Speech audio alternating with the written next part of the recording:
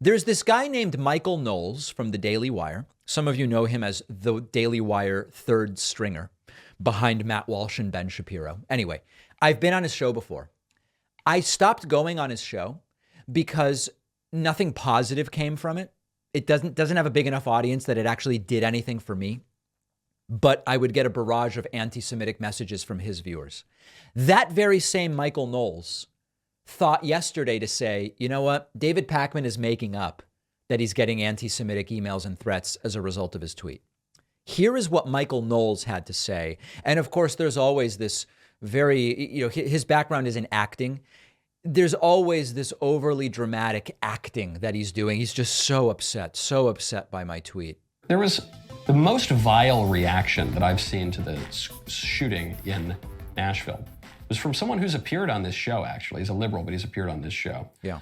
And it's just so hideous. Yeah. And I bring it up not even just to castigate this guy. Right. But to show you how wrong the libs' thinking is. In fact, our thinking is 1,000% right in that the thoughts and the prayers do nothing. And the Republicans don't want to do anything other than that. The thinking is 100% right. How pervasive this kind of vile thinking is, but also how wrong it is. Sure. David Pakman tweeted out, quote, "Very surprising that there would be a mass shooting at a Christian school, given that lack of prayer is often blamed for these horrible events. Is it possible they weren't praying enough or correctly? Isn't this just like obvious? Despite being a Christian school?" Yeah. They send thoughts and prayers, and there's a shooting at a place where people are praying. Obviously, the elected officials who only send thoughts and prayers are horrible people, unwilling to actually do anything to solve this problem. What's so complicated about that? That is the most vile tweet I've ever read. Can you imagine? Does he remember when Trump was on Twitter? The most vile tweet. So the hyperbole is going a little far, I have to say. And Twitter is a cesspool for the most vile kinds of speech you can imagine. That's true. Now that's true. If you have any kind of public profile at all, you've seen plenty of vile stuff directed at you. Yeah. Much of it from his audience. The single most vile tweet I have ever read. Really? It must be very sheltered. He ended up deleting it, but he didn't apologize. Well, no. I mean, people deliberately misconstrued it to send a hate mob against me. Why would I apologize? It's accurate. The thoughts and prayers didn't prevent the shooting, and our elected officials need to do more, and they're unwilling to.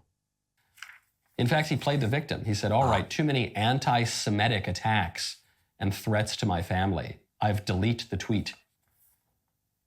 So no one saw any of these alleged anti-Semitic attacks. But what a joker. Yeah.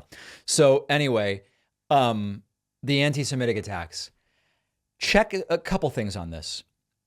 I don't want to highlight too many of these anti-Semitic attacks and threats because it just fuels more of them.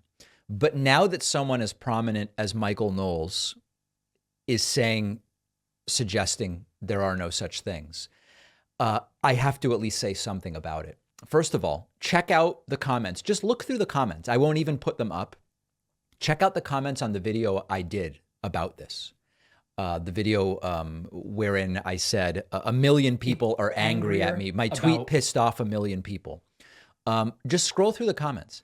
Half of the comments are overtly anti-Semitic comments. It's like a neo-Nazi KKK meeting in the comments, to the point where YouTube contacted me and said, listen, this is beyond just reporting individual comments because it's all anti-Semitic. YouTube doesn't know how to handle the comments on my YouTube channel because they are so anti-Semitic. And I don't know what Michael Knowles would accept as proof. Check out my inbox. Again, 1,000 of these, and also some sent to family members whose contact info these people found.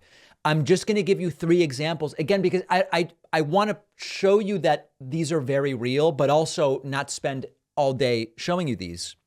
One person wrote to me, calling me a filthy anti-white K-word for Jew, which I don't know if it's allowed on radio, so I'm not going to say it, and says, you're a rat-faced anti-white K-word who belongs in Israel. I've been to Israel once for 10 days.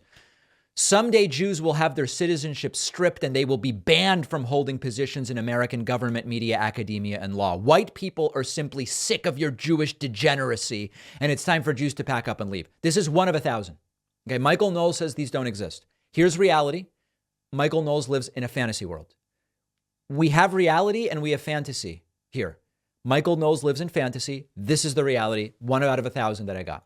Second one, again, just a sampling. Jewish from someone who goes by Groiper. Way to mock the murder of Christians. Effing K-word. K-word for Jews. Okay? And third, F-U, dumb C-word, often used for women.